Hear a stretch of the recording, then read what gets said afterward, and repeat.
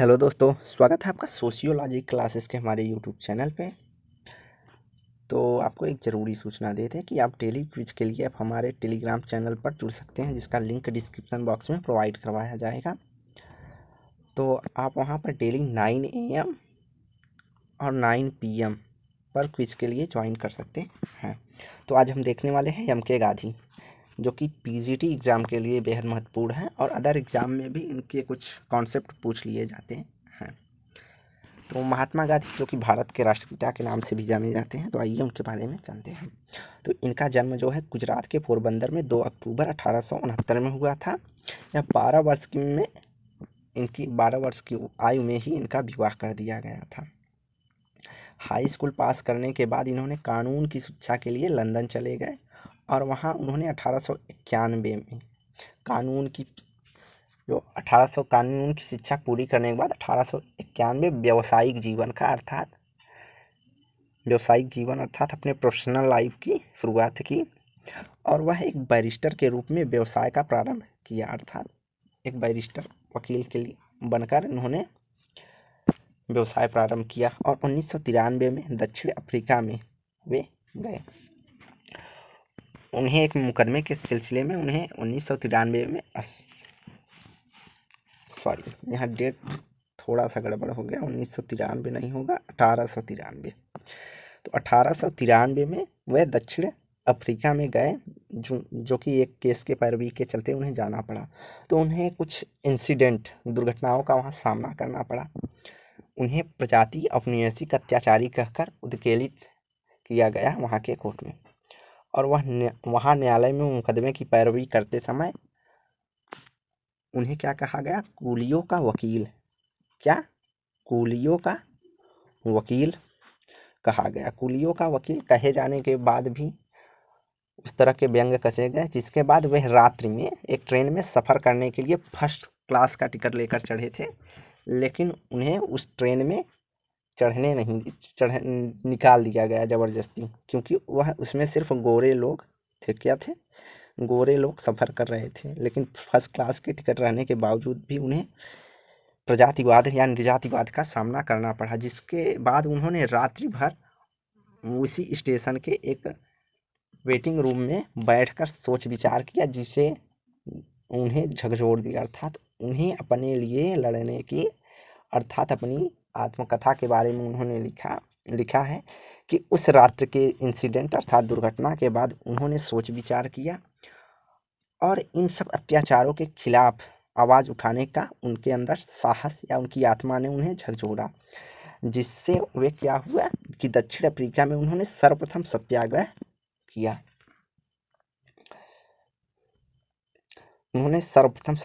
किया। उन्होंने पहली बार अहिंसा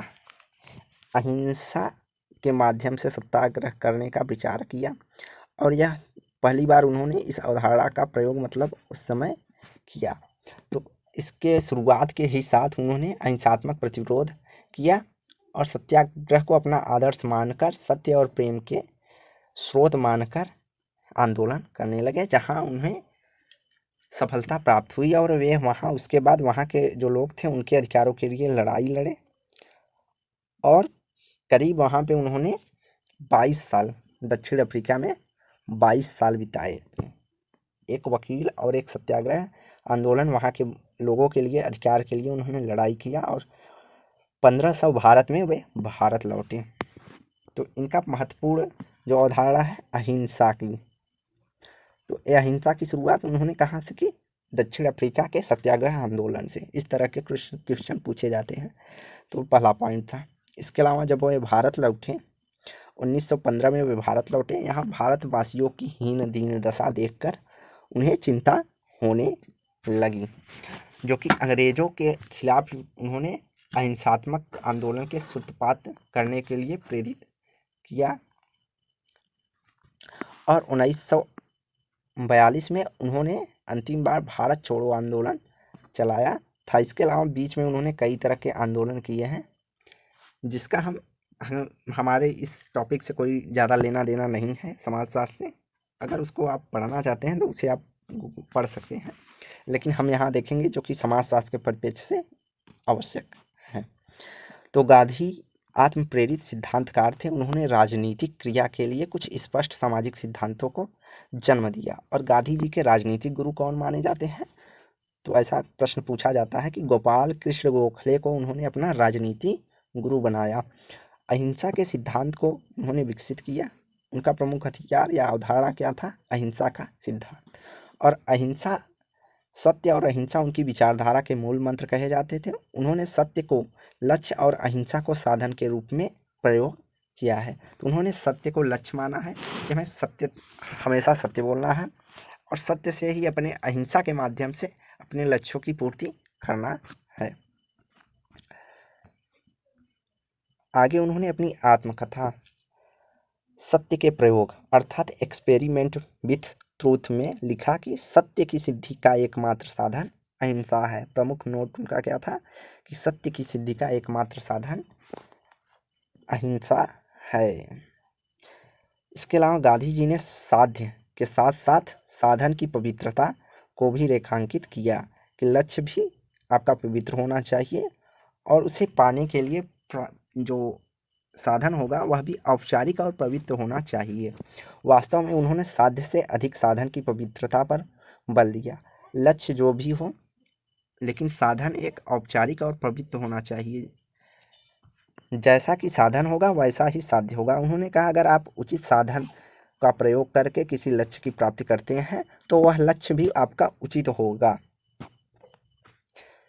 आगे कहते हैं सत्य और अहिंसा को अटूट मानते हुए गांधी जी ने विशेष प्रदर्शन के लिए सत्याग्रह का मार्ग अपनाया, जो कालांतर में सामाजिक क्रांति के गांधीवादी तरीके के रूप में प्रतिष्ठित हुआ।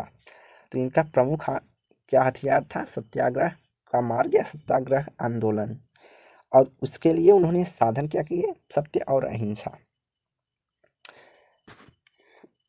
तो प्रमुखता इन्होंने सत्याग्रह को सिद्धांत को जन्म दिया, जिसके लिए यह माने जाने जाते हैं सत्य, अहिंसा, सत्याग्रह। तो यह तीन प्रमुख नोट्स हैं जो कि गांधी जी से बहुत ही ज़्यादा संबंधित हैं। यह गांधीवादी विचारधारा भी कहा जाता है इन तीनों को। आगे है उनके धर्म के प्रति उनका क्या रुझान था? तो उन्होंने धर्म का रुझान के कारण कवि रविंद्रनाथ टैगोर ने उन्हें महात्मा की उपाधि प्रदान की। वे एक धार्मिक पुरुष थे और इसी कारण उन्हें जब रविंद्रनाथ टैगोर ने महात्मा गांधी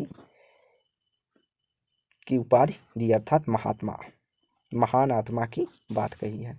गांधी जी का संपूर्ण दर्शन वास्तव में परार्थवादी रंगों के रंगा नैतिक दर्शन। इसी आधार पर उन्होंने व्यक्ति समाज के जरूरतों के बीच तालमेल बैठाने का अनुपम प्रयास किया है।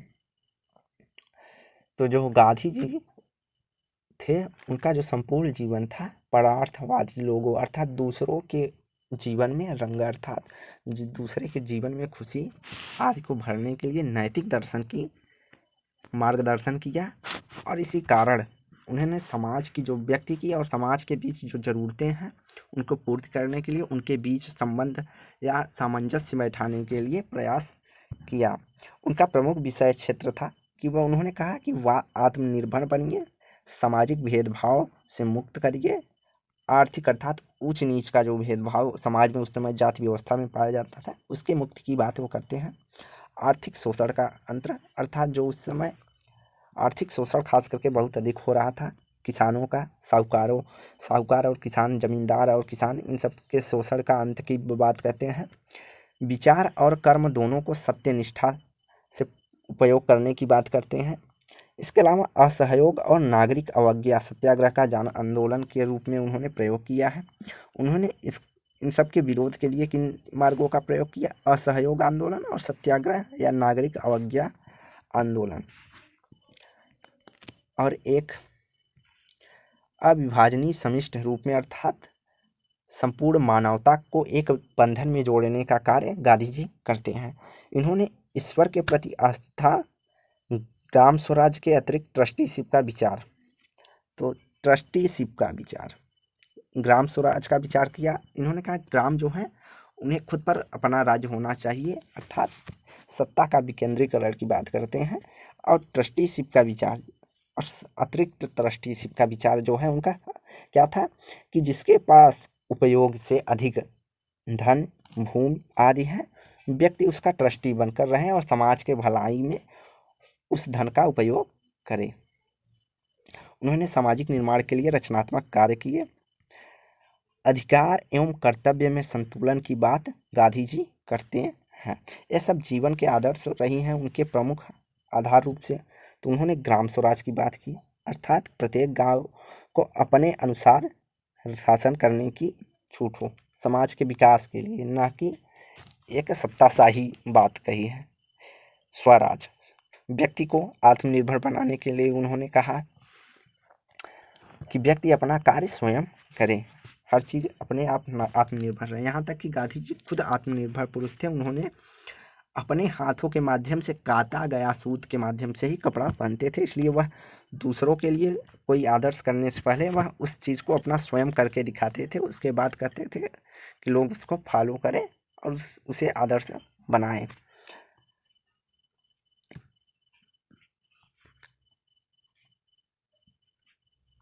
गांधी जी ने जाति व्यवस्था के संबंध में उनका विचार जो है थोड़ा सा मतभेद पाया जाता है किससे, भीमराव अंबेडकर जी से। जहां भीमराव अंबेडकर जी बात करते हैं कि जाति को पूर्णतया समाप्त कर दिया जाना चाहिए और पूर्णतया समाप्त करने के लिए जातियों में अंतर्विवाह होना चाहिए, यह भीमराव अंबेडकर जी का मानना था। अंतरजातीय विवाह होना चाहिए, ऐसा भीमराव अंबेडकर जी मानते थे कि जाति को पूर्णतः समाप्त करने के लिए अंतरजातीय विवाह होना अनिवार्य है। आगे गांधी जी ने जाति को मूलतः श्रम विभाजन का एक तरीका माना है। उनके अनुसार असमानता और अस्पृश्यता तो इसके बाद में उत्पन्न हुए विकृतियां हैं। तो गांधी जी मूलतः जाति व्यवस्था के समाप्ति के पक्ष में नहीं थे, बल्कि उन्होंने यह कहा कि वे एक आदर्श व्यवस्था के रूप में जाति व्यवस्था के सुधार के पक्ष में गांधी जी विचार थे। गांधी जी कहते हैं कि जो जाति व्यवस्था एक श्रम विभाजन का एक तरीका है जो कि जरूरी है। इसमें असमानता और अस्पृश्यता जो है इसके अवगुणों के रूप में बाद में उत्पन्न हुई है, लेकिन प्रारंभ में जाति व्यवस्था जो थी उसमें ज़्यादा खुलापन पाया जाता है। तो गांधी जी ज्ञानी पुरुष थे, उन्होंने गीता, भागवत गीता, उपनिषद आदि का अध्ययन किया था, जिस कारण उन्होंने जाति व्यवस्था के इस तर्क को दिया था। और इसके अलावा वे कहते हैं कि जाति व्यवस्था समाज के लिए जरूरी है और जो इस समय वर्तमान परिप्रेक्ष्य में जाति व्यवस्था है उसमें कुछ सुधार की आवश्यकता है, अर्थात छुआछूत असमानता की भावना को दूर करने की आवश्यकता है। सामाजिक संतुलन बनाए रखने के लिए गांधी जी कहते हैं कि जाति व्यवस्था समाज के लिए आवश्यक है। अब गांधी जी को मैक्स वेबर की शब्दावली में करिश्माई गुणों से संपन्न व्यक्ति के रूप में कहा जा सकता है। और किस लिए कहा जाता है, क्योंकि सादा एवं सरल जीवन, पद प्रतिष्ठा और संपत्ति के प्रति अपरिग्रह और अनासक्ति का अभाव ही गांधी जी का ऐसा गुण था जो कि उन्हें करिश्माई व्यक्तित्व वाला व्यक्ति बनाता था, जिसके कारण उनकी गणना विश्व के महान व्यक्तियों में की जाती थी। धर्म के बारे में गांधी जी के विचार स्पष्ट थे। वे हिंदू धर्म में जन्म और संस्कारित हुए थे, पर वह विशेष धर्म की श्रेष्ठता में कभी विश्वास नहीं किया।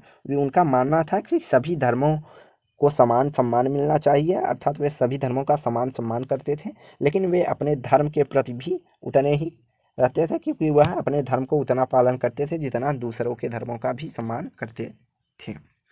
धर्म ही एक ऐसा लक्ष्य पर पहुंचने पे उन्होंने कहा कि धर्म जो है एक लक्ष्य पे पहुंचने के लिए भिन्न भिन्न रास्ते या साधन अपनाने अब होता है। तो उन्होंने कहा धर्म एक ही लक्ष्य पर पहुंचने के भिन्न भिन्न रास्ते हैं और भिन्न भिन्न रास्ते अपनाने से क्या होता है, अंततः हम एक ही बिंदु लक्ष्य पर पहुंचते हैं। वास्तव में उन्होंने कहा कि वास्तव में जितने भी व्यक्ति हैं उतना ही धर्म है, अर्थात इन्होंने कहा प्रत्येक व्यक्ति का अपना एक निजी धर्म होता है और जितने व्यक्ति हैं उतने धर्म है। उन्होंने कहा है धर्म जो है किसी अलग प्रत्येक समुदायों के लिए वही एक ही लक्ष्य पर पहुंचने के लिए कार्य करता है। रास्ता अलग अलग है लेकिन लक्ष्य एक है। आगे 1918 में उन्होंने चंपारण सत्याग्रह आंदोलन एवं खेड़ा आंदोलन किया है, इम्पोर्टेंट पॉइंट है, और यह इन्होंने बिहार में सर्वप्रथम किया था। इसके अलावा दलितों को हरिजन कहकर संबोधित करने वाले गांधी जी थे। उन्होंने कहा जो दलित हैं वो हरि के जन हैं।